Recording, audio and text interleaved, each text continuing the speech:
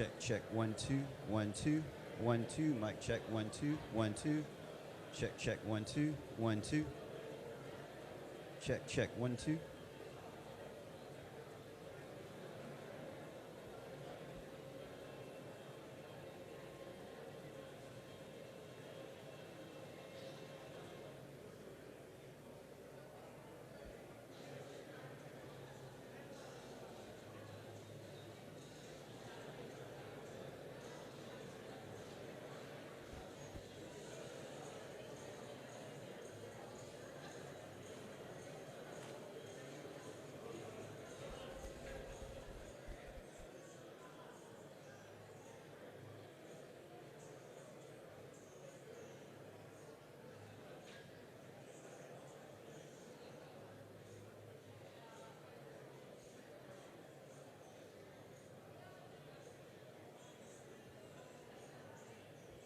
Check, check, 1 2 1 2. Mic check, 1 2 3 4 5 6.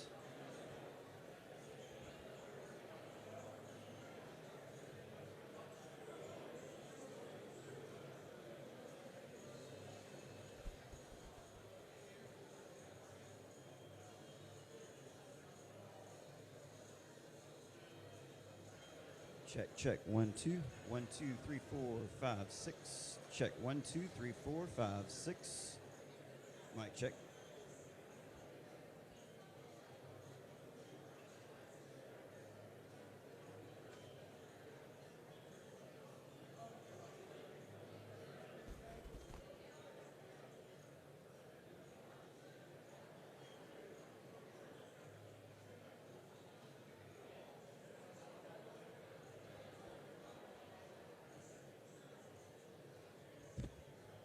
Check, 1 2 3 4 5 6. Check, check.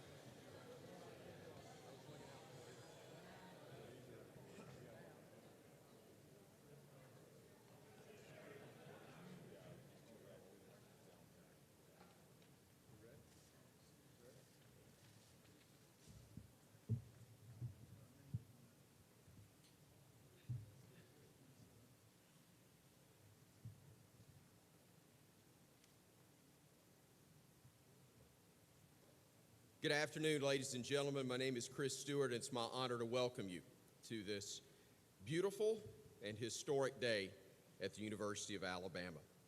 It's not surprising that the DeBoers were given such an incredible greeting at the airport yesterday, and from Alabama fans all throughout the course of the morning as well, but we're so glad you're here, and we look forward to learning more about you very soon. At this time, it's my honor to introduce the president of the University of Alabama. Please welcome Dr. Stuart Bell.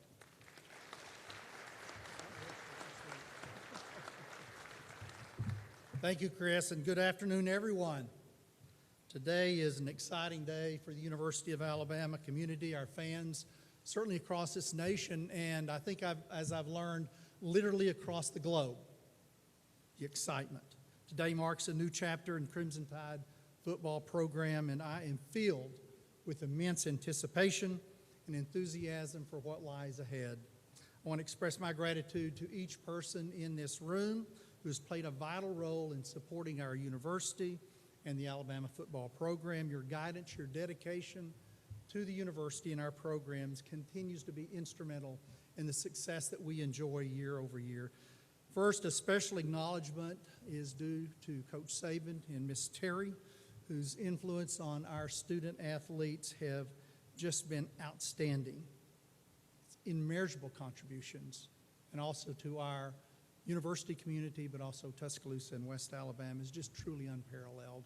Your legacy will forever be interwoven with the fabric of the university, and we're profoundly thankful for enduring impact on our student athletes who are in West Alabama, but again, truly all over the world. Thank you, Coach, for all that you have done. I also want to,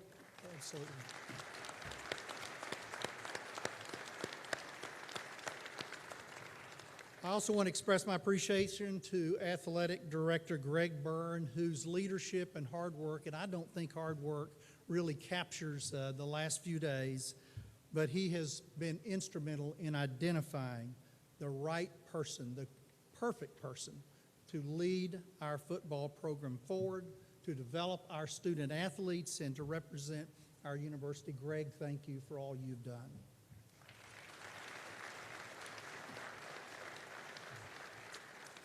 Much gratitude as well to all of our UA Board of Trustees, many who are with us here today. Thank you for your leadership, for your guidance. Pro Tem Scott Phelps, also special thanks to our athletic chair, Mike Brock, over the last couple of days has also spent a lot of time in working with us, to Chancellor Finus St. John, and to everyone's ongoing leadership, guidance, and support throughout this process. Thank you for that.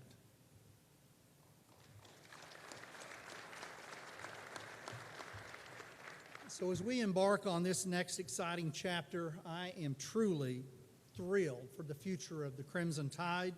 Our elite student athletes continue to represent our university with distinction and demonstrate excellence both academically as well as on the field.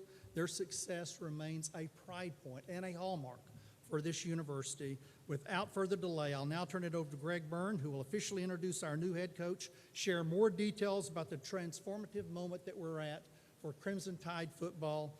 Roll Tide, Greg.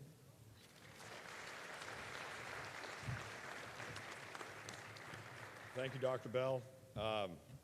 This is an exciting day for the University of Alabama as we welcome Kalen DeBoer as our 28th head football coach. Thank you to Dr. Bell, Chancellor St. John, Athletic Chair Mike Brock, our Board of Trustees, for your leadership and support at all times, and especially during the last few days. Appreciate Coach Saban and Miss Terry so much for being here today, and we look forward to celebrating them and their incredible accomplishments in the future. When I met with the team the other day after Coach announced his retirement, I asked them to give us 72 hours to help find our next head coach. I received a text from a friend shortly thereafter that said, "Every coaching search day feels like the equivalent of 7 days." When you're in the middle of it, there's some truth to that. Even with that, we were able to hire Coach DeBoer in 49 hours. Regina and I I want to thank her for all of her support during this. We had a great conversation with Coach DeBoer and Nicole in Seattle just 2 days ago, and from there, I knew he was the right choice for the Crimson Tide. Simply put, Coach DeBoer is a winner. In his 9 seasons as a head coach, he's 104-12.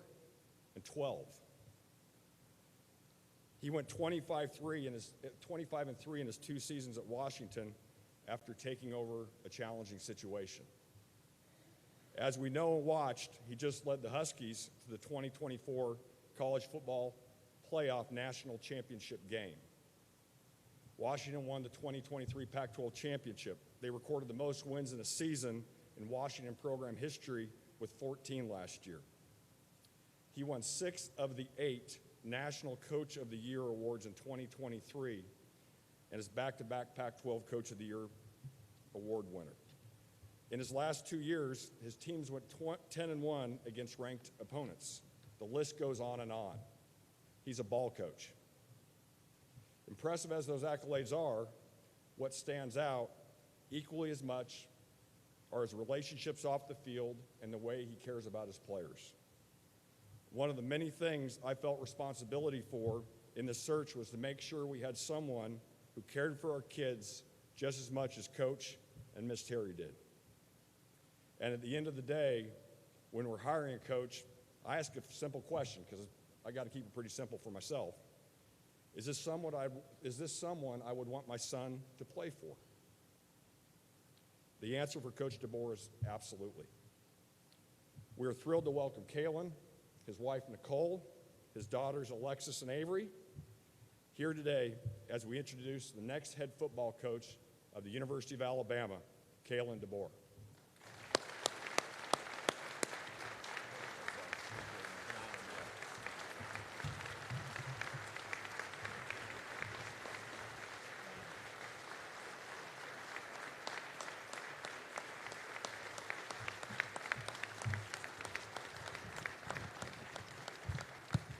Thanks, Greg.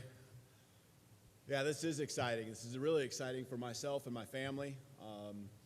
As they were introduced, first of all, I got a lot of thank yous and people I want to show some appreciation to. But Nicole, Alexis, Avery, this journey that we're on called life, right?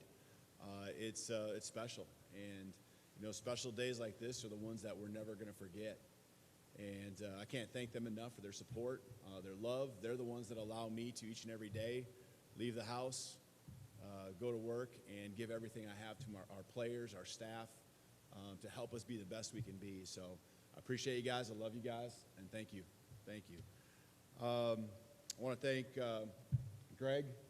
I know this is happening fast, and I just can't say enough about the trust that you have in me and how much I appreciate that.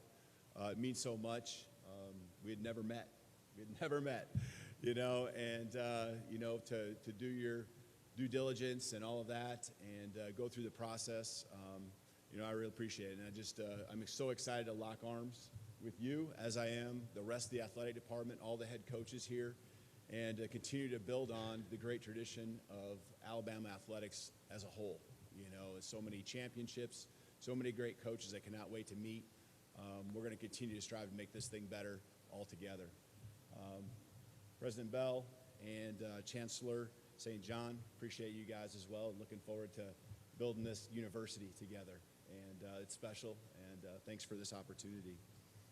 I could go on and on about the next person I need to thank, show appreciation to, love, and you all know who that is, and Coach Saban. We just talked for the first time yesterday, and I've been in his ear a couple times already here, and man, I can just feel in his voice, you know what I'm talking about. You've seen it for many years. This place is special. It's special to him, but it's special to all of you because he's what he's built it up to be. It's not just about the championships. I met with the team last night and heard from them and heard why they came here. Okay, a lot of great reasons, all tied to the Alabama brand, the education, playing here, each and every Saturday, and the support that they get. But obviously there was a major piece of that where they came here because Coach Saban and Miss Terry, poured everything into them, and they just saw the vision and wanted to be a part of it.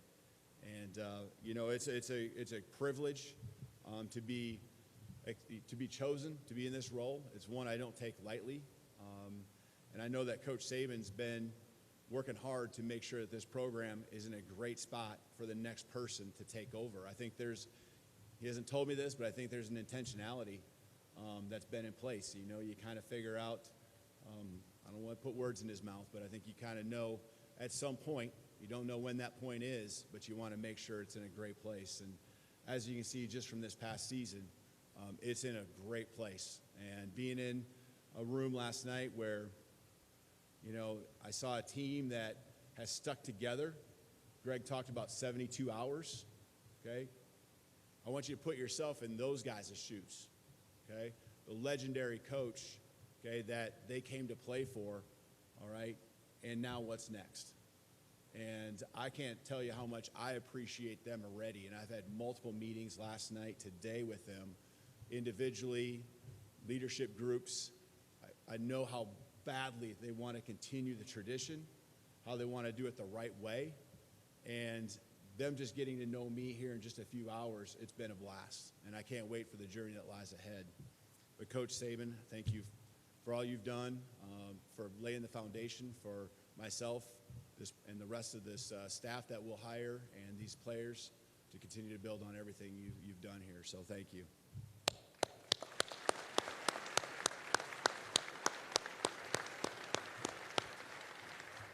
He's the best in the business to ever do it. I'm just going to make sure that's all known, that's how I feel. And 100% access, okay, to everything. I would be a fool if that wasn't the case. I would be a fool. And I'm going to ask him that he shows up and make sure he gives me at least one thing every day. I'm sure he's going to have 10. I'm going to be good with that. But at least one thing that he sees that we can get better at. And so I also think it's so important to understand that most programs don't just they don't even have one legend, right? That's in their program or have come through the years. And we have probably more than two if you really want to talk about it, but Coach Bryant, right? And when I talked to Coach Saban yesterday, he spoke of that. And, that just right there told me just how humble he is and how grateful he has been to follow in someone else's shoes and continue to build on what we have here at Alabama.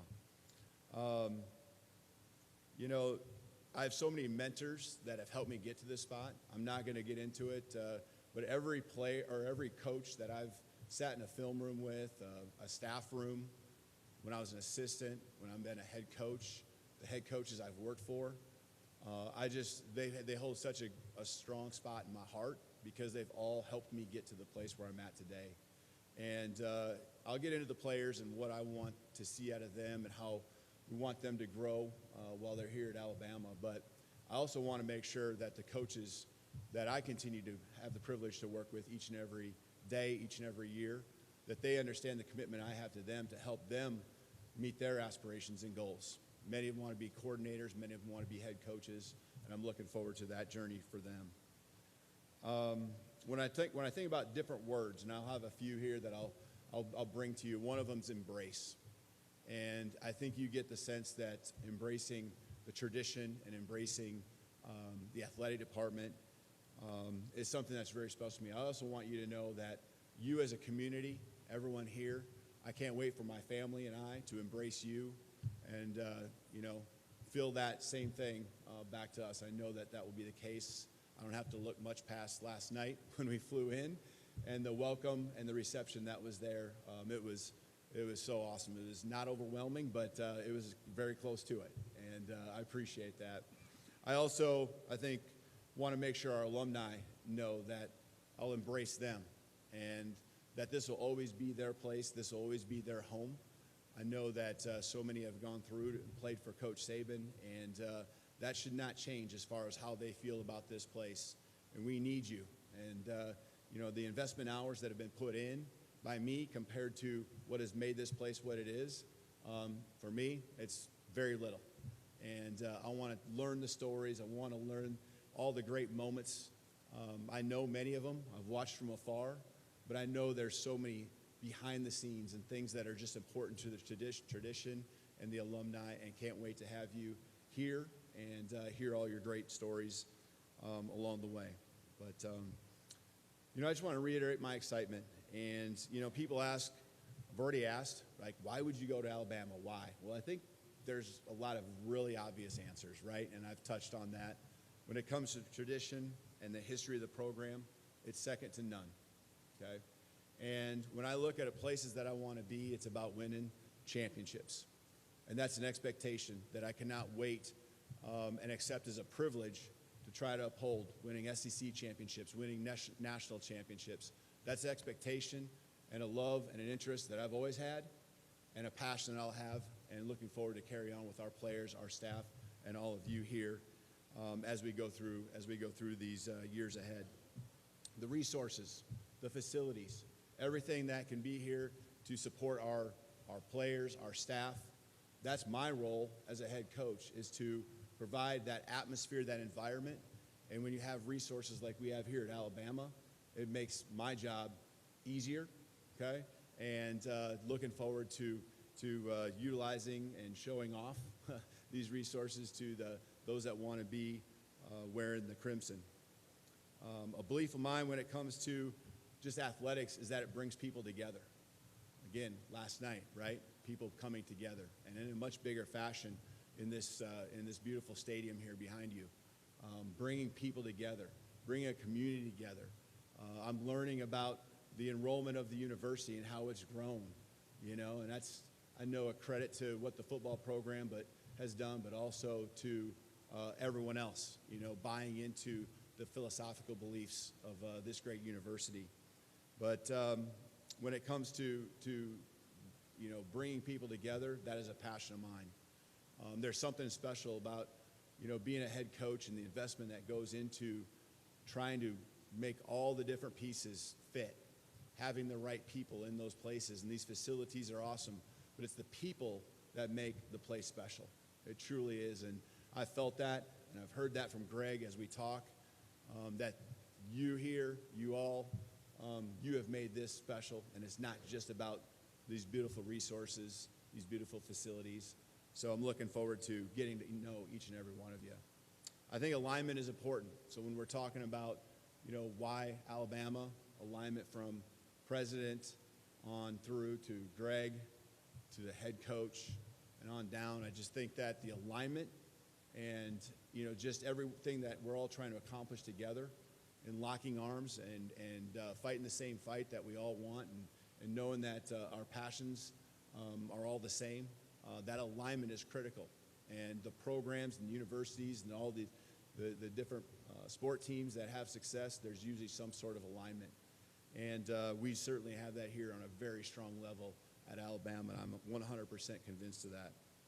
When it comes to our goals, I shared with you it's to win the SEC and a national championship. But how are we going to do that? We're going to do that with class. We're going to do it with integrity, okay, with academic excellence.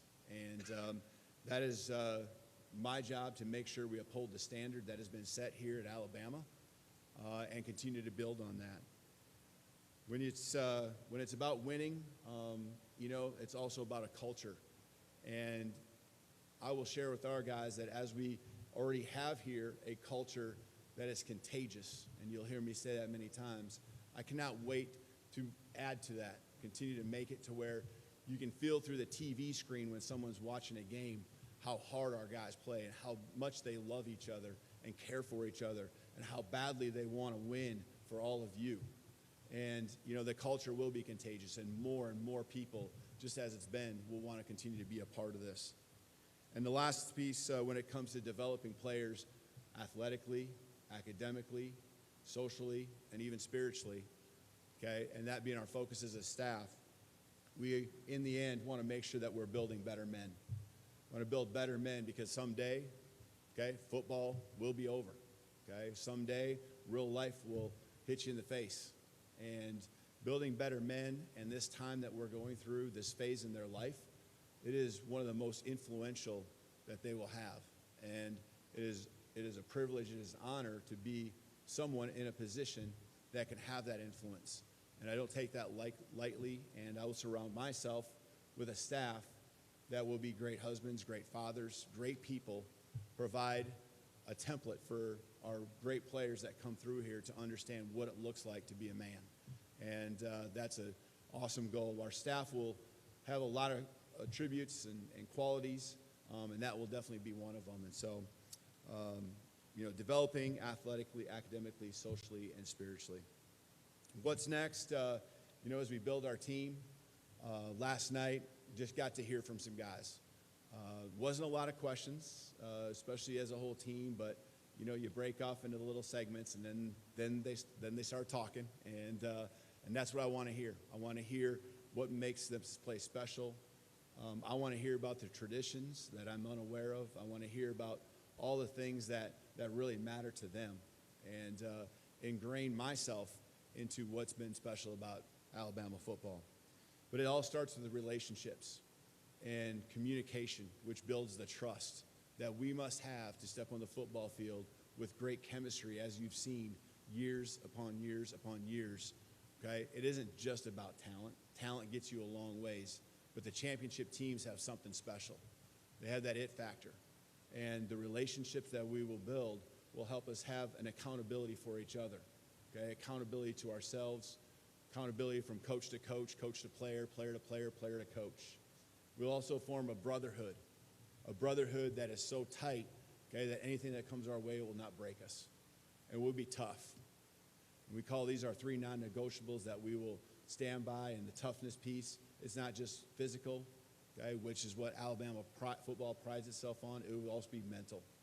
Mental toughness, understanding how to handle adversity, because we understand the challenge that it takes to win a national championship. We understand that it's not easy. It never is, but anything worth anything at all is hard. And we're looking forward to that journey and to those challenges. When it comes to a style of football, I don't know what you've seen about how we've played, but obviously playing hard is a big piece of it. But what we try to do, it's always going to be around our personnel. It's always, yes, we're going to recruit the best, the highest character guys, but we're going to be able to have concepts and systems that are able to be adjusted to what we have and what our strengths are. As much as we have great players at every position, there are some positions that are stronger than others from year to year. And we will be explosive. I can promise you that. We will be aggressive. We will attack. And, we understand that the game was meant to be played one way still, and that's to be physical and dominate in the line of scrimmage and control it from both sides of the ball will always be a staple of our program. And as we go through utilizing our personnel and having a dominant offense and defense along with fundamental special teams, I hope you guys enjoy coming to games and seeing how we play and enjoying, wanting to come in and cheer on and understand that the guys that are wearing those helmets, they have a lot of talent, but they're really special people and pouring everything they can into it. When it comes to recruiting, and I can go on and on about how we will recruit, I understand it's the lifeblood of our program, and we can have great coaches, but the guys on the field are the ones that make the plays. And a relentless attitude, starting with first and foremost myself, and then leading to our staff. It's what it's going to take to be the best of the best here with tough competition here in the SEC and to win a national championship. I'm looking forward to rolling up my sleeves and going to work. And I want to say one more thing because this is something that's very important to me, and I wanted to say it last because I knew I might get emotional. I'm not sure, but I need to thank some people, okay, back at Washington. And it's a special place to me. It really is. And this was one of the few places, maybe the only place, that I would have ever left to come coach at. Because I understand what Alabama football is all about. And those guys that I sat in front of a room yesterday. I know what they're going through because I saw the same thing less than 24 hours ago. And I just want to tell everyone, because I know they're watching, I just want to tell you guys I love you. I will miss you. And, I want nothing but the best for everyone back there. And the journey of the last 2 years have been special. And I'm looking forward to it. I'm looking forward to the new journey that lies ahead. I'm looking for those new challenges here. Cannot wait, like I said, to roll up my sleeves with all of you, with our team, okay, and go to battle each and every day, each and every week, each and every year. So thank you, and roll tide.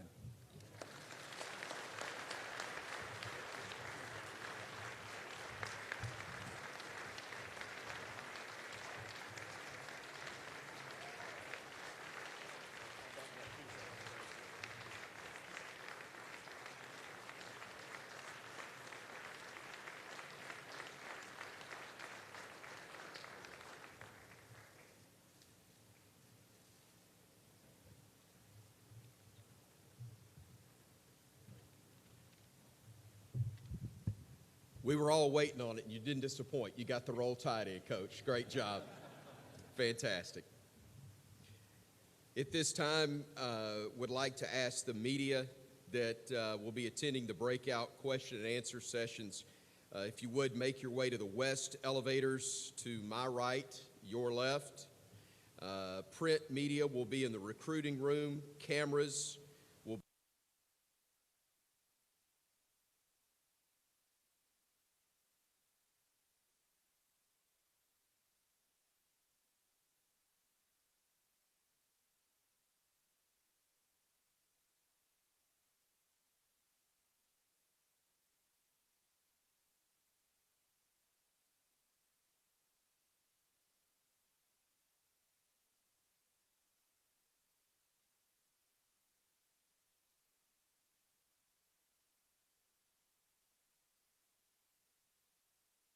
It was great that, that DeBoer, embraces the tradition, embraces the legends, that have coached and played here. And he wanted to make sure he said that from the get-go. And also, his plan, his mission. And I think that was important. As we take a look at Nick Saban there, Jeff, one of the questions I had that I wanted to see if was going to be answered, this man casts a long shadow, Nick Saban. And there was clearly questions as to whether or not that could actually be a hindrance, right? Nobody wants to replace the guy, right? We heard that comment, and if you saw, Kalen went right at that, right? He said, I would be a fool not to have that man right there having access. We know that he's going to have an office right there in Bryant-Denny Stadium, and Kalen DeBoer made it clear he will have, in his words, 100% access to this program. That's certainly something these recruits that are coming in and the players that are there right now, I'm sure, are glad to hear. Yeah, absolutely. Interesting that they met yesterday and had a long discussion. And, I'm sure Nick was kind of laying out the lay of the land. This is what this job is going to be like. He gave him all the positives and I'm sure some of the challenges as well. This is certainly a big moment for fans, right, to set the tenor and the tone with the fans. But you and I were talking earlier that perhaps the biggest meeting is the one that's already happened, the one with the team. And he mentioned that he's actually, in fact, had multiple meetings with the team as a whole, but also individual players, saying sometimes you get a more honest answer, right, from the coach when you have people individually over there as well talking to him. He has a lot that he has to do. He has players that he has to recruit. This is, of course, a new era in college football. This is the era of NIL. This is the era of the transfer portal. Yeah, and he didn't mention the word process, but, Kalen DeBoer does have a process. And I heard him mention this in the press conferences leading up to the national championship game, that, it's toughness.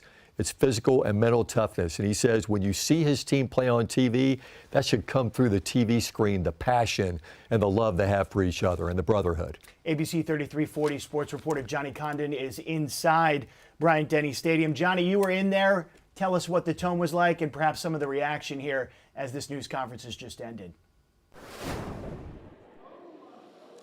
Yeah, I heard Jeff say earlier he won the press conference. He didn't just win it. I think he absolutely hit a home run grand slam. And, you mentioned it earlier before he took the podium, Jeff. You said that it was almost like a presidential inauguration. I know that sounds a bit serious with the peaceful transition of power, But make no mistake about it, Kalen DeBoer is no politician. He's a ball coach, as Alabama Athletic Director Greg Burns said. This is a serious dude that's won everywhere he's been. Of course, his record continues to be trumpeted. 104-12 in 9 years coaching. He won 3 national championships at the NAIA level. He was the offensive coordinator in Indiana and then gets his first gig at Fresno State, where he's been successful, and of course most recently taking Washington all the way to the college football playoff and eventually the national championship game. But a couple things that he showed was gratitude, and that's something when he takes this job, he understands the gravity of this position, that this is not just a football moment or a university moment, this is a cultural moment within the state of Alabama. We joke all the time that the most important people in the state of Alabama were Nick Saban, the governor, and James Spann, maybe sometimes in that order. And something I have to say about right now is he didn't just invoke Nick Saban when talking about the tradition-rich history of this program. He hearkened all the way back to Paul W. Bear Bryant. And so he understands what he's stepping into, and he made no bones about it. He said he's going to appreciate the privilege to compete for championships. And when you attend the University of Alabama as a student, the first thing you think about is the football program. It's the front porch of the university. I know the presidents have said in past interviews. So something that he's going to be able to do when he hits the ground running is try to gain the respect of his players, and then he's going to try to recruit new ones. And speaking of those former players, something he's told us is that Nick Saban is going to have 100% access to this program. This isn't necessarily a changing of the guard and the old guy leaves and he goes to his retirement house in Jupiter, Florida. No.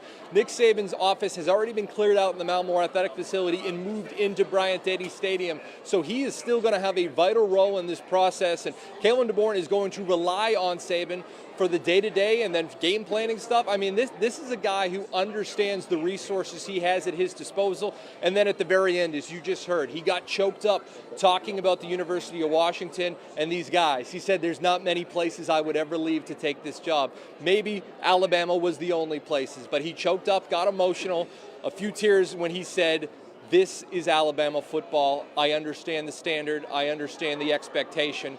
And just a few notes that I have right here, guys. Just the one thing that keeps harkening back to me from listening to him, this is a serious guy. This is a football coach, and you can understand why he's won everywhere he's been. A couple more notes I've taken on my phone during the press conference was the culture is going to be contagious. He said when you watch Alabama football through the TV screen, you're going to feel the passion. You're going to feel the energy. And again, he wants to bring Bryant-Denny Stadium into your living room. So again, this is a guy that has high expectations. He understands the spot he's in, and he knows anything short of SEC championships and national championships is not going to cut it in Tuscaloosa. Whether that be fair or not, that's the expectation that Nick Saban has laid out, and I believe he's ready for the challenge. Stephen, Jeff? The thing that he mentioned was alignment and how impressed he was with the alignment. We all know what it was like at Alabama before Nick Saban got there. The alignment wasn't in the best shape. You know, you have boosters, meddling, and all that stuff, and Nick Saban put an end to that. And I think that's something that Kalen DeBoer wants to have as well, is that control of the program like Saban had. Johnny, if you can hold that real quick, I'm going to interrupt. Kalen DeBoer is actually taking the podium to answer some questions. So, Johnny, we will come back to you shortly, but let's go to the podium now as Kalen DeBoer is now taking questions. What it stands for, and just constantly at the top, you know, at the top. And to be the next head coach here is something special.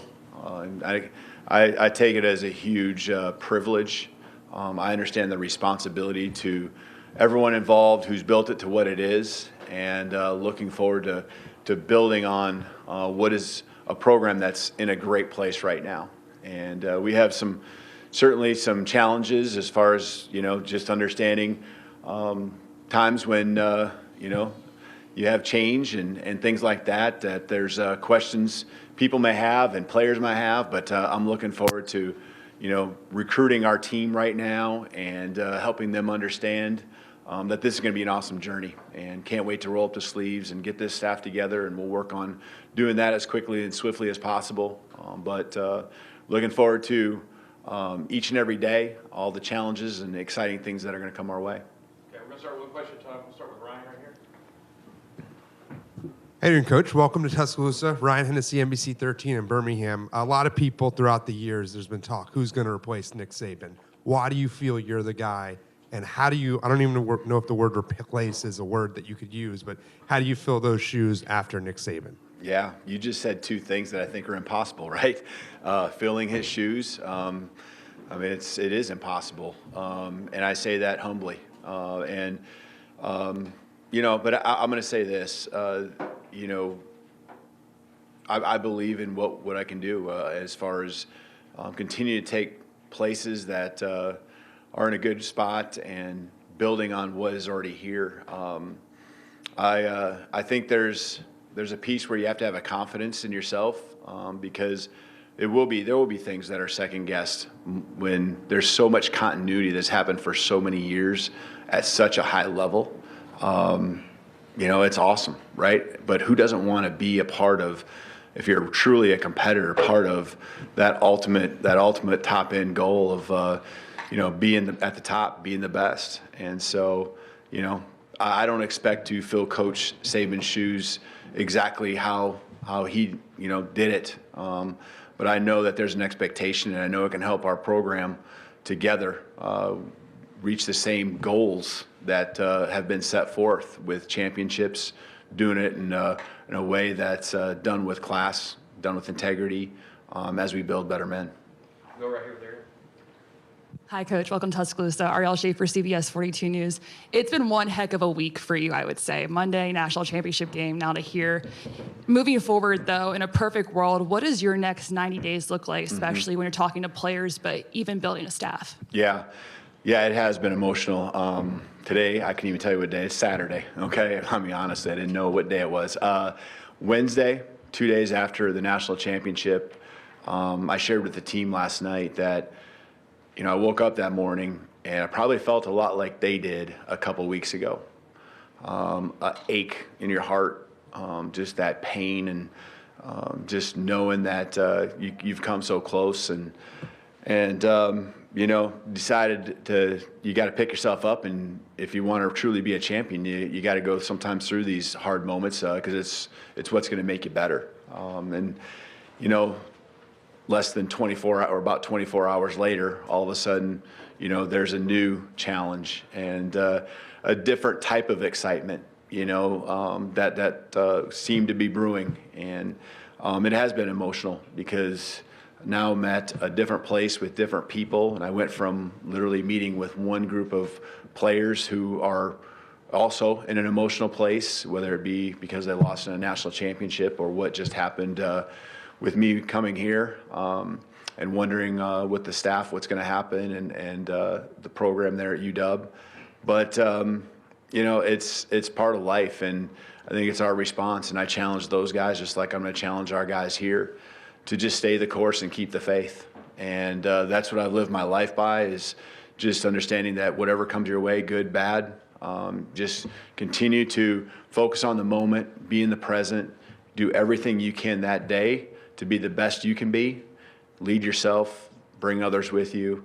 And, whenever you're surrounded by great people, whenever you're surrounded by great people, more than likely good things are going to happen. As far as the next 90 days, I think even just more specifically, the next couple days, it's putting a staff around these guys because they do want to know. And there's some pieces. I always am a believer that you build around your coordinators. I sat as an assistant coach in a meeting room too many hours to not truly understand that a coordinator needs to have his people as best as possible. There's some people I'm going to bring up, but I want that stamp of approval from the coordinator that this is a group that they can thrive working with. And so we'll be doing that quickly because our guys want to know, and every hour that goes by is somewhat agonizing to them. And so we'll work on that, getting a staff in place. I'm not saying we'll have every position in place, but we'll have a pretty good start on it. And I will continue to meet with the players and build the relationships. There's a lot of recruiting that goes on, but first and foremost, the recruiting needs to happen within this team and getting them to buy in. And in the world today and how easy it is to jump from one place to another, I'll just be frank with you, this is a time when people try to take advantage of that. And that's the competitive world we live in, and I understand that. And so recruiting our own roster is first and foremost, and then the recruitment of, those that, have the interest, maybe are committed, maybe haven't signed, kind of just touching base with all of them and making sure, I understand and have a good understanding of what that is all out there. I understand spring ball's down the road, and organization I think is one of my greatest strengths, and we'll have a day-to-day organization that's 12 months out in every area to support our guys. Coach, Emily Grace McWhorter from the Next Round. We are so excited that you're here in Alabama. As you stand inside Bryant-Denny, what would you say to your 18 to 20-year-old self playing wide receiver at Sioux Falls? Yeah, he would have never thought anything like this was ever possible. And, I think that's what I love about my journey is that it was never about getting to a place like Alabama. It's always been about enjoying the moment and just loving football, loving the pureness of the game, loving being a teammate. And so if I went back to those days, it would have never been in my mind. I mean, coaching, I think, is something I knew I wanted to do. And I loved high school coaching. I did it for 2 years. I thought I saw myself doing that forever. I got sucked into the college football world, and here we are. But it's just special. It means a lot that people entrust me with the players, their lives.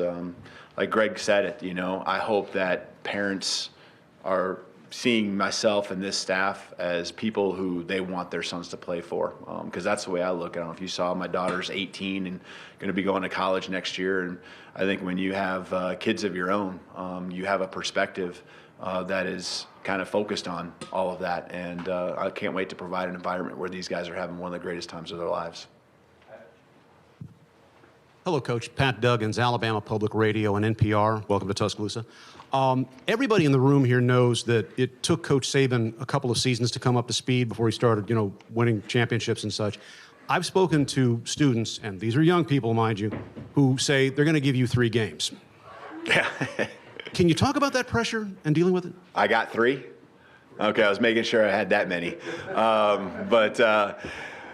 Yeah, I mean, here's the thing. I'm going to ask our guys to bring their best energy, attitude, and effort. I'm going to ask my staff to bring their best energy, attitude, and effort. I'm going to ask myself, and I hope that's what they ask of me, and that's all they're asking me. We bring our best energy, attitude, and effort.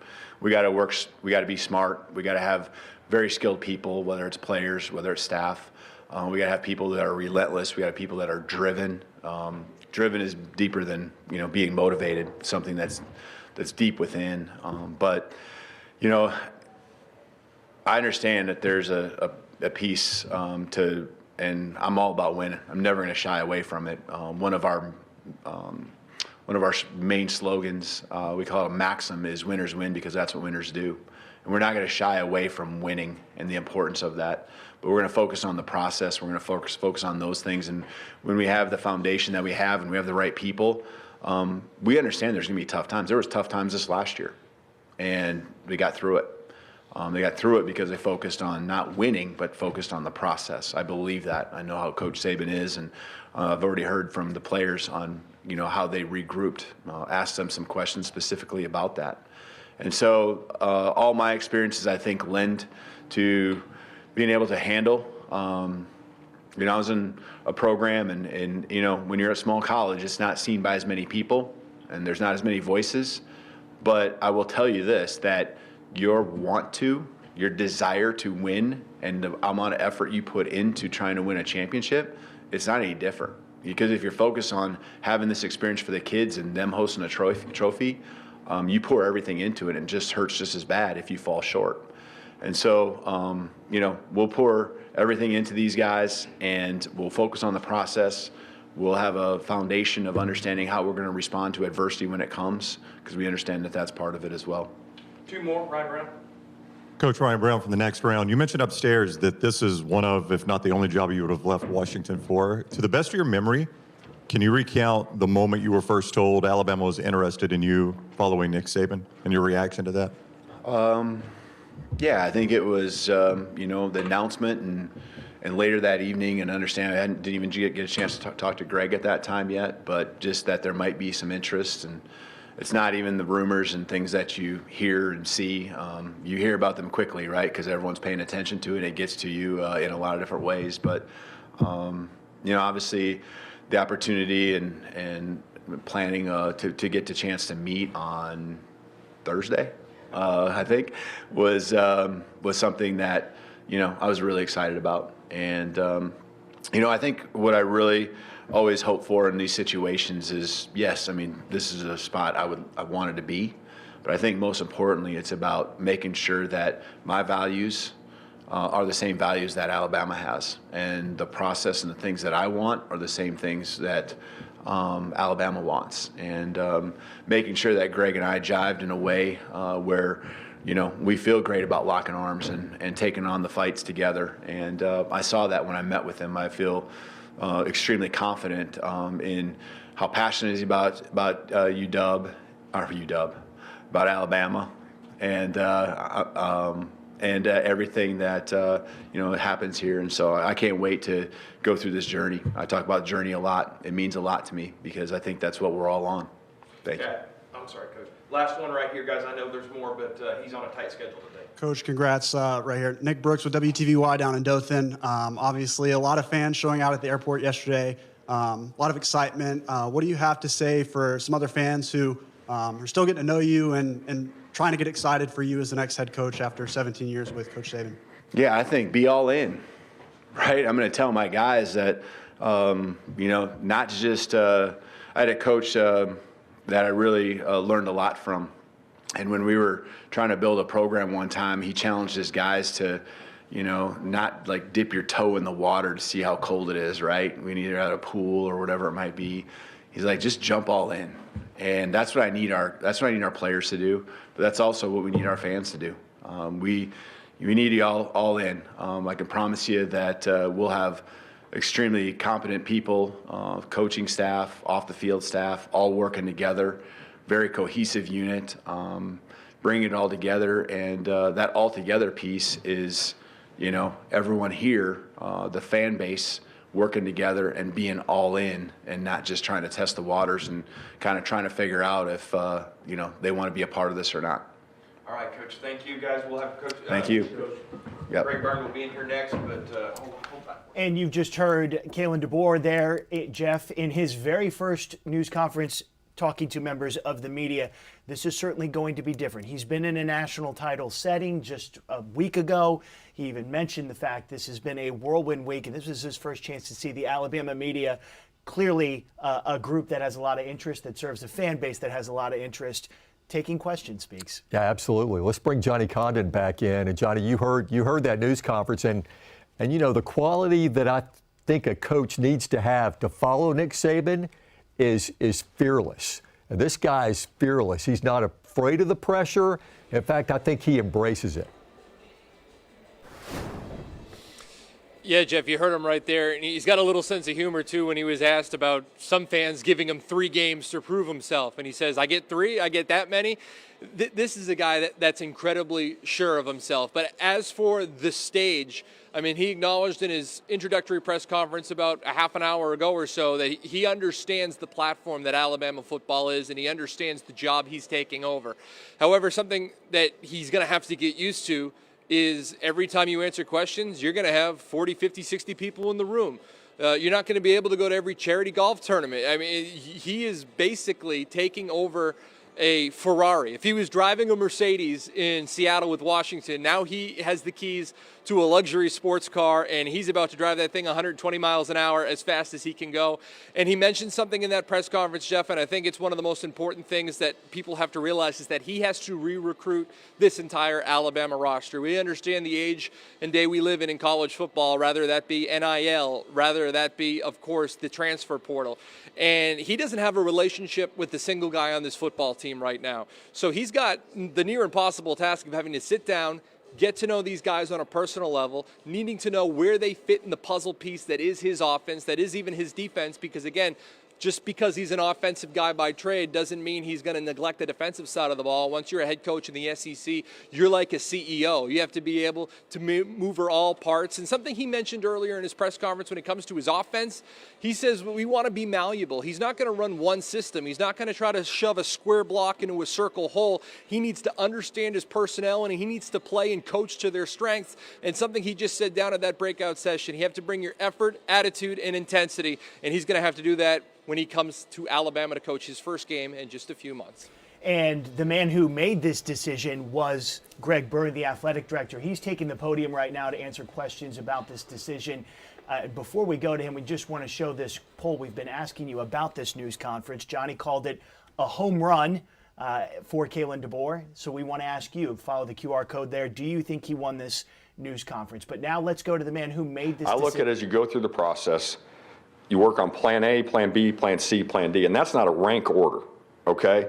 When I sit down with somebody on one day, and in my mind I may feel like, hey, this one may make the most sense.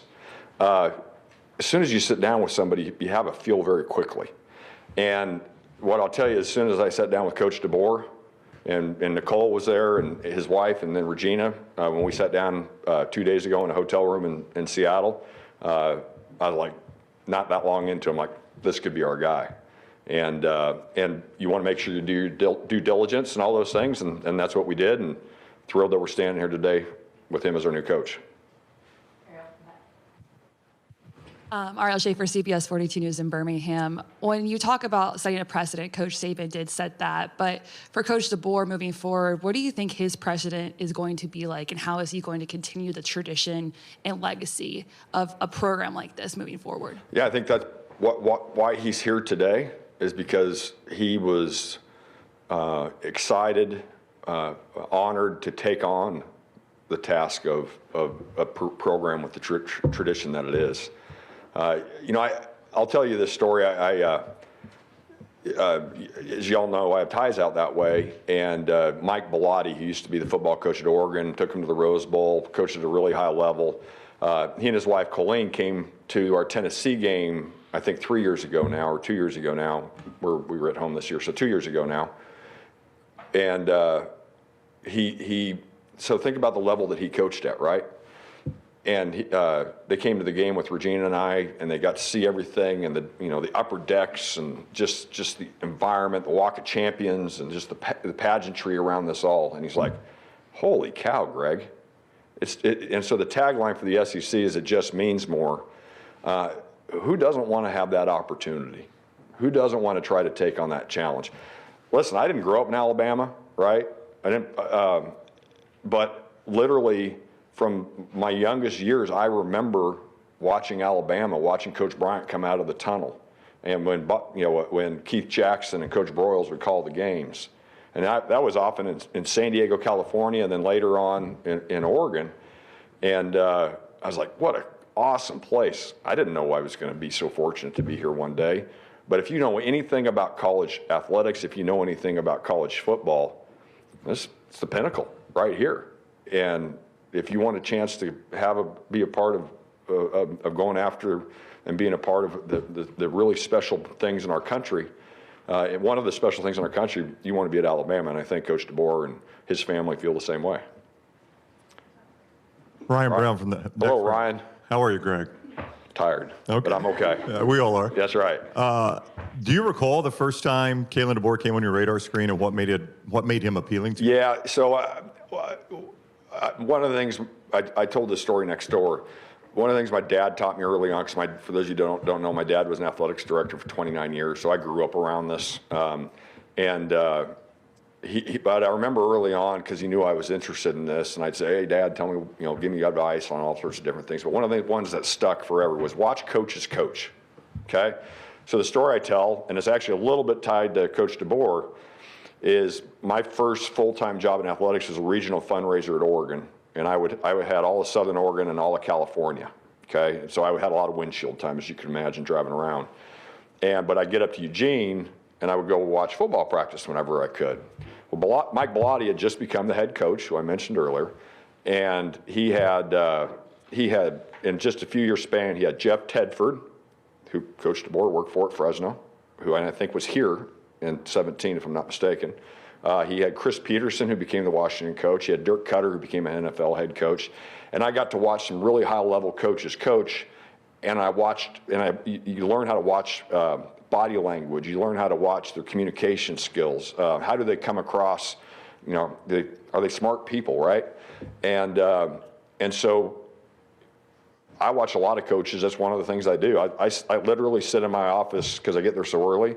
I literally sit in my office some mornings before I work out, and I watch YouTube videos of coaches. And I watch interviews that take place. So I don't know the first time I ever watched Coach DeBoer, but I would guess it was probably 3-4 years ago, something like that, where he was at Fresno, and you just, I never wanted Coach Saban to retire. You mentioned Ryan, kick the can down as far down the road as you can, but it would have been irresponsible of me if we weren't working on being prepared when that day came. And you were hearing there, Athletic Director Greg Byrne discussing how long he has had this man, Kalen DeBoer, as at least on the radar, 3 to 4 years now as the man. He is, in fact, now the man in Tuscaloosa, as he's been introduced as the 28th coach at the University of Alabama. A programming note, we're going to bring you back to regularly scheduled programming here on ABC 3340 as we leave you with this image. But we will continue our coverage right now on ABC3340.com, on Facebook, and on social media with more tonight at 6 and 10. The Kalen DeBoer era has started. Think about, probably as much as anything, you think about the responsibility that you have, that so many people are counting on you to be a good leader. And welcome if you are continuing to watch us right now. We hope some of you who have been watching us on ABC 3340 are joining us once again as we continue our special coverage of the introduction of Kalen DeBoer. I'm joined by Jeff Spiegel, our sports director, but I want to get right back out now to that news conference with Athletic Director Greg Byrne talking about this decision. The way they support our university and care and the passion that they have, if I didn't take their feelings into account, not that I was sitting there reading message boards, because I don't do that, and that wouldn't have been very productive on my part, but passion here is like none other. And so if you don't feel a responsibility to take the steps of what you're doing seriously, then shame on me. And so, that's when I get through each of the coaching searches I've been a part of, and if I'm hiring a tennis coach, right, the young men or the young women on that tennis team, they're counting on you. They're counting on you and their future and what they've done, and so you better take that seriously too. But I also understand there may be a few more cameras that show up when you announce the football coach than others. Hey, Greg. Carl Prather, WAFF-TV in Huntsville. Hey, Carl.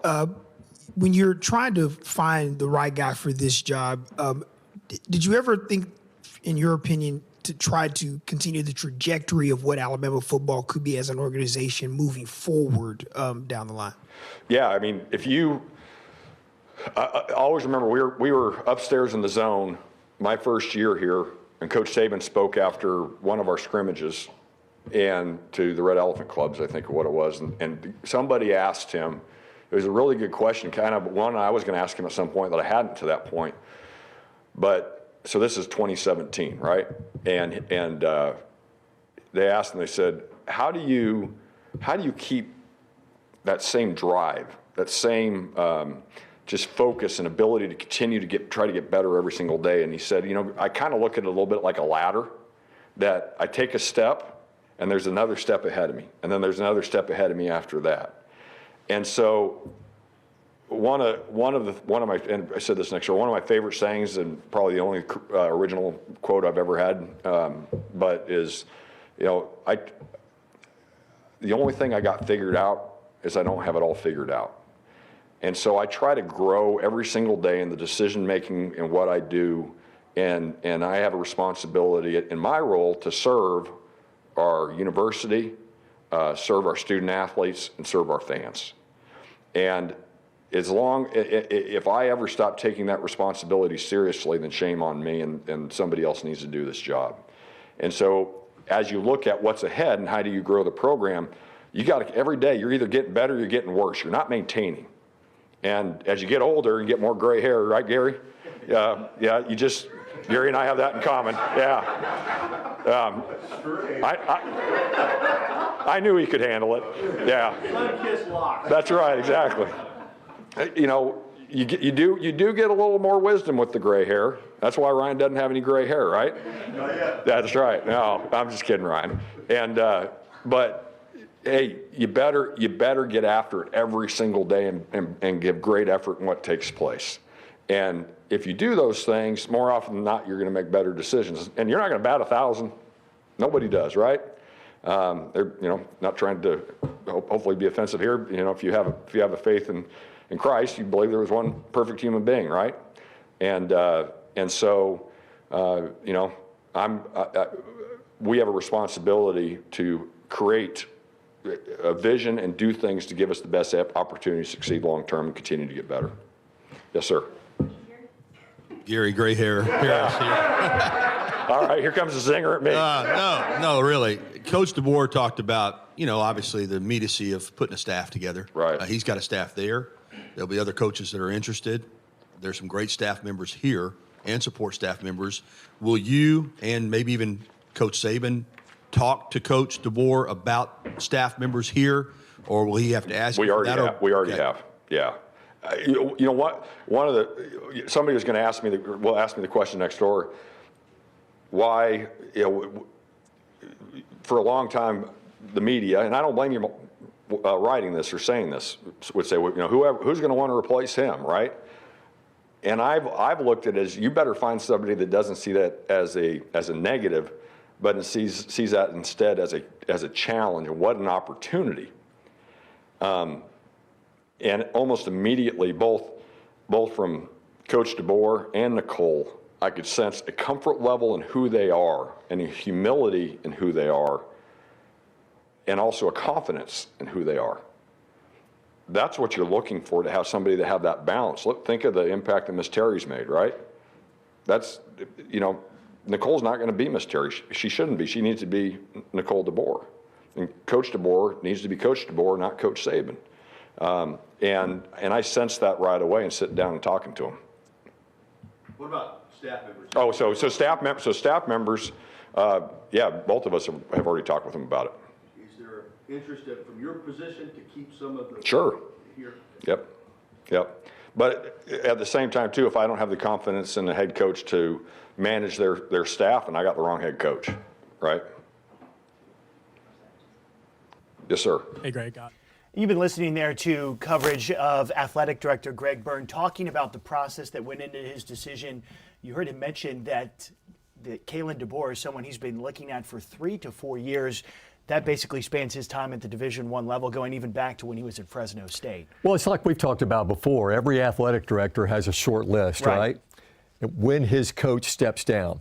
And we never knew when Coach Saban was going to retire. It happened, and he already had a guy he had been keeping an eye on, and that was Kalen DeBoer. And I loved what Greg just said, that DeBoer's got that perfect combination of respect for what has been done, but a confidence that he can keep that thing moving forward and keep winning. And Kalen talked about having met Nick Saban for the first time on Thursday. He's had multiple meetings with players. That is certainly a focus. Coordinators, you heard Greg Byrne just reveal there that they have had a discussion. He met himself, Nick Saban, and Kalen DeBoer about some of the staff members that were currently with the Alabama team as they begin this transition period. Kalen had already mentioned that he wanted to build this team around coordinators. Certainly Alabama fans are going to think of Tommy Rees, the offensive coordinator. Does he have a role in whatever comes next? And what about the offensive coordinator that is already at the University of Washington, Ryan Grubb? What does he fit in? Obviously, there's only so many positions, and there are other positions to fill as well. So this is a fluid time right now for this university and this program. And Grubb has been fantastic at the last 2, what he's done with that passing game. And, Greg, I love the way he answered that question. He's not going to tell Kalen DeBoer how to fill his staff. That's why he hired him, to hire a staff. So he's going to kind of back away from that and let him do his thing, what he's paying him to do. And along with the staff, clearly there's an emphasis on players as well. He had mentioned this. He had multiple meetings with the team as a whole, but also those individual players, because this is a portal window that is now open with Nick Saban's retirement, and you can bet with the amount of talent there are other teams that are keeping their eyes on what's happening in Tuscaloosa. The eyes of the college football world are on Tuscaloosa, as well as fans across the state of Alabama. We want to go right now. We've been showing you some images of Innisfree in Tuscaloosa. That is where ABC 3340's Olivia Gauthier is. And Olivia, I understand certainly everyone has been watching this, including students and fans that you were there with. What is their reaction to what they've seen so far today from this program in Tuscaloosa?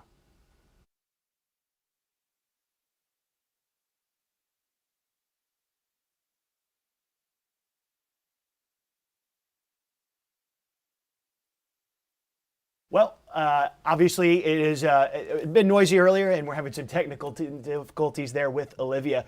But you got to think for the fans, Jeff. I imagine they were wanting to see a few things. First off, Nick Saban being there, that this was clearly a transfer that involved his blessing, right? We saw the statement last night, but him being there, that's something fans had to like to see. And then the other thing that I had a question of is, right, the tradition and the expectations. He didn't back away from those. He said the goal is to win SEC national championships. Yeah, he said he embraces the tradition and the community, the alumni, and those fans. And this is a process. He described it as a whirlwind. He said he didn't even know what day it was, one that began with him meeting Greg Byrne on Thursday. And of course, he arrived in Tuscaloosa on Friday. And that was when fans waited for him to touch down at Tuscaloosa Airport. ABC 3340's Megan Scarano was there. Megan, it's safe to say, and Kalen noted it, that the Tide fans gave him a warm welcome. He said he wasn't overwhelmed, but he was close to it. Yeah, Stephen, I mean, I was there last night, and I got to say it was a little overwhelming for me and just being around those fans. But, you know, we were all there at the airport last night because Greg Byrne tweeted the plane has left Seattle. That was just before 6 o'clock, but by 8:40, when that plane landed, that place was packed. I was right in the middle of all of it and really had a front row seat to all of the excitement. I mean, just take a look. As soon as he got off that plane, he just went over to shake everybody's hand. A true T-Town welcome.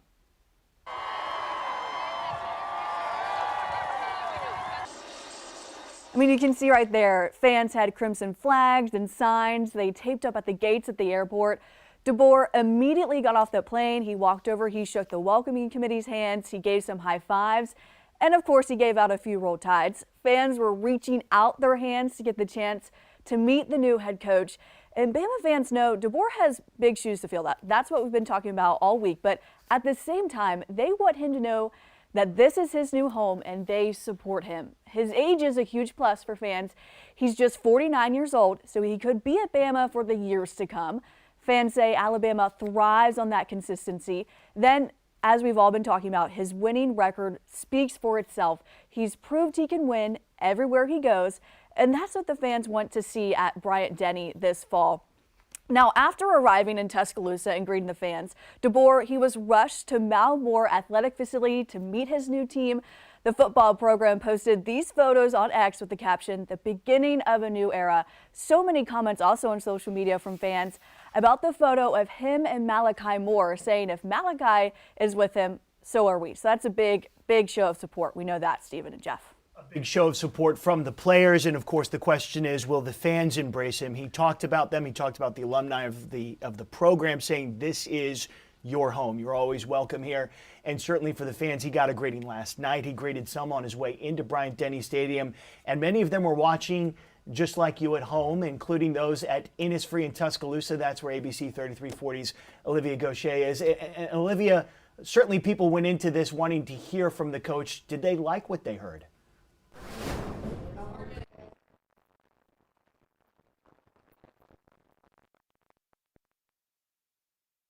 Privilege of being in this and really got to speak and connect with the fans that fueled. The general consensus amongst everyone is that Strike two. We will certainly work to try to get out there. You know, we mentioned something I found interesting about him in researching last night. Johnny said he hit a home run. This is actually a guy who's capable of hitting a home run. In fact, he holds the record. He was a wide receiver at Sioux Falls, an All-American at the NAIA level. How's this, though? He also played baseball and still has the school record, 520 batting average, all right? That was a school record in a season, and he has the career batting average, home run, and slugging percentage. Of course, Nick Saban was a defensive back. This guy clearly has some athletic chops to go along with his coaching chops as well. Yeah, his daughter Alexis inherited some of that athletic ability too, especially on the diamond. Yeah. She just signed with the University of Washington.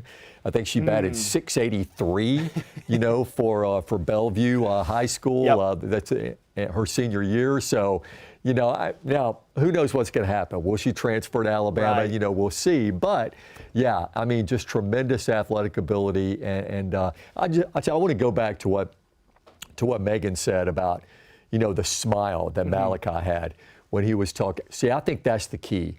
I think if Coach DeBoer can get the captains on board, Jalen Milroe, Malachi Moore, get them on board, I think the rest of the team will follow because their leadership is so strong on that football team. That's how he gets the guys to stay, if he can get the team captains to join him.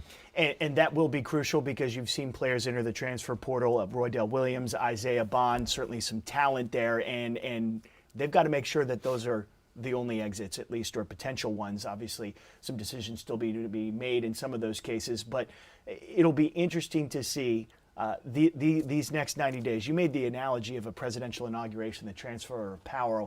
They always say about a president, right, it's those first 100 days. Well, for him, he talked about breaking it down into 90 days. He said his first and primary focus is building that coaching staff, but also, at the same time, you got to keep these players. Yeah, no doubt about it. Hey, Jamie Hale's been in the sports office. She's been cutting some sound bites from his first part of his press conference in that big room.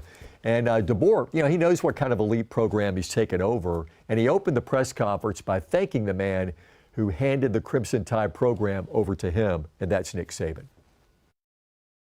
It's a privilege to be chosen to be in this role. It's one I don't take lightly, and I know that Coach Saban's been working hard to make sure that this program is in a great spot for the next person to take over. But I think you kind of know at some point, you don't know when that point is, but you want to make sure it's in a great place. And as you can see just from this past season, it's in a great place. And being in a room last night where, I saw a team that has stuck together, legendary coach, okay, that they came to play for, all right, and now what's next?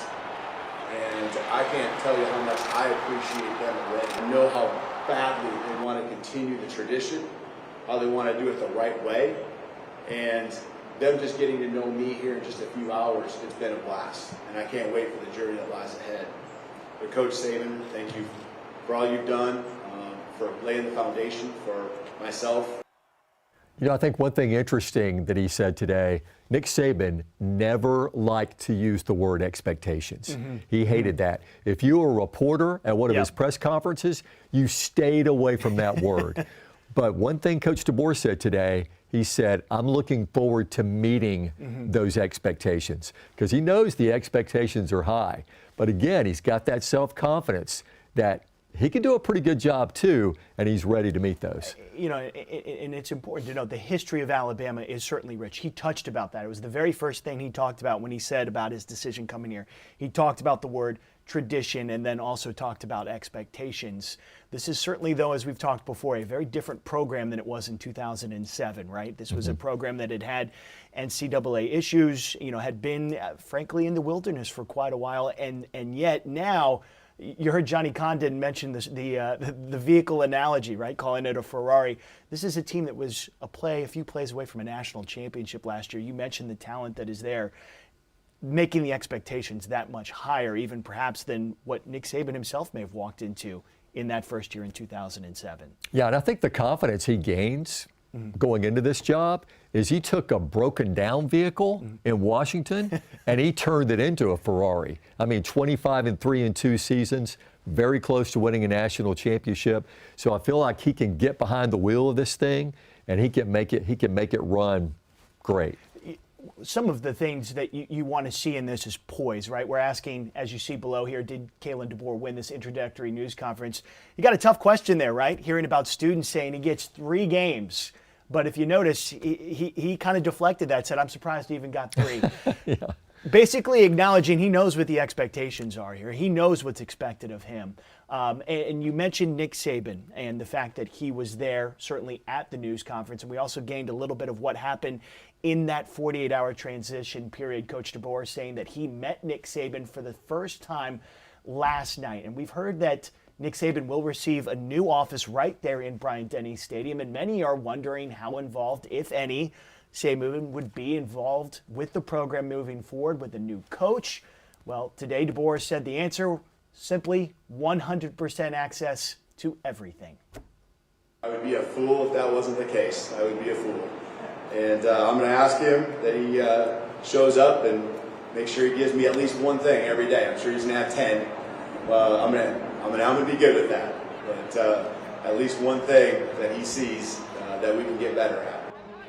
You know, one of the things also that struck me in hearing about this, we're talking about wins and losses, we're talking about expectations, but if you look at him, you know, he said one of the first things in talking about this was that he wanted to build better men. Mm-hmm. He talked about going here and also winning with class, integrity, and academic excellence were the very first things that he mentioned. Look, the SEC is a scoreboard business, but clearly he doesn't want to just win. He made a point in his very first words there to say he wants to do it a certain way. Yeah, there are some things, and again, that he mentioned in his press conference, his joint press conference with Jim Harbaugh, that there are some things in his program that are non-negotiable, and that is you play the game with mental toughness, physical toughness, but also with mental toughness. And that's what he wants to see, for fans to see, when they see his football team on TV and in person at Bryant-Denny Stadium, is a team man that plays hard. And a guy that had to have smiled when he heard that was Nick Saban sitting on the very front row, because that's one of his non-negotiables too. It was the very thing he brought up in that 2007 press conference, saying, you know, I want players and teams, opposing teams, to fear and hate playing us. I mean, it was almost the same thought process there. They certainly mirror each other, and that's got to be news that is music to Alabama football fans. But there's always two sides to this story, right? Yep, absolutely. And for Kalen DeBoer, I thought one of the more human moments came in talking about the place that he had just left a day or two ago. Yeah, he saved that right at the end, because first he wanted to tell people in Alabama how grateful he was to have this job. But he talked about an emotional day it was for him. He wrapped up his introductory press conference by thanking his former Washington Huskies. This was one of the few places, maybe the only place, that I would have ever left to come coach at. Because I understand what Alabama football is all about. And those guys that I sat in front of a room yesterday, I know what they're going through because I saw the same thing less than 24 hours ago.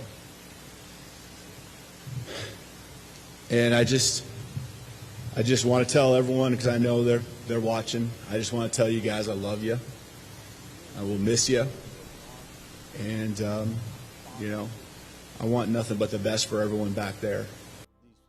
We talk a lot about wins, dollars and cents, everything that comes back to it, but you can clearly tell this means something to him, this team and the one that he just left. Yeah, those images said it all. And don't forget, Stephen, he was only there 2 years. Mm-hmm. He was there 2 years. And the images that you saw right at the end with Michael Penix and the other players, he established an incredible, unbreakable bond with those guys in just a 2-year span. Did the same thing at Fresno. This is a guy who gets it. He understands players. He understands how they tick. He's not just an X's and O's guy like Greg Byrne was looking for, but also a guy you would want your son to play for. And I think that soundbite right there kind of encapsulated that. And in fact, Greg Byrne said that's exactly what he was looking for. That was the litmus test that he had when looking for a coach, right? Would they play? Would I want them to play, rather, for my son or daughter play for a man like that in a sport? That's what he said is the litmus test for any coach in his mind. And we've shared our thoughts. We want to share now your thoughts. We've been asking you throughout this whether or not you thought Kalen DeBoer won the news conference today. You see the QR code there that you can scan. And as I understand from our producers back there, how's that for a win? Yeah. 93%. I would think that's a pretty resounding answer there from the Crimson Tide fan base, about an opportunity, one that he has called a chance of a lifetime. Expectations are big. his expectations are big. Yeah, but you got the 7% who are still a little skeptical. Right. But you know what? They'll come around, and I think he was terrific. And this was a challenge for him, this press conference, because he had two phases, right? Mm-hmm. He was speaking to the big room, where there are a lot of, there were some high money people there, some boosters there. And then he went in, then he had to answer some challenging questions from the media as well. And I think we saw both, and I think he hit a home run in both. A few takeaways you mentioned specifics too that he's answering. There's a few things we don't know. The exact details of the contract are still being worked out. We've heard some reported numbers, but the university has not released that yet. They said there is still work being done by the Board of Trustees before that would be publicized. Obviously, head coach Nick Saban was one of the highest paid coaches. This is the SEC, and this is one of the preeminent, if not the preeminent job in college football. So that is something that certainly we're still going to wait to hear about. And then again, I keep circling back to the coordinators, right? I mean, who are going to be on this staff? He mentioned that he had discussions with Greg Byrne and Nick Saban about the names in there. I suspect that's something you're going to hear in the next few days, and that fans are going to want to hear about as well, because you can recruit guys, but it is those coordinators, as you know better than I, that they deal with on a day-to-day basis. And he went 25-3, not just because he was great, but because he had a great staff. Ryan Grubb, terrific offensive coordinator, and the job that was done, with the O-line, what that Coach Huff did with the O-line.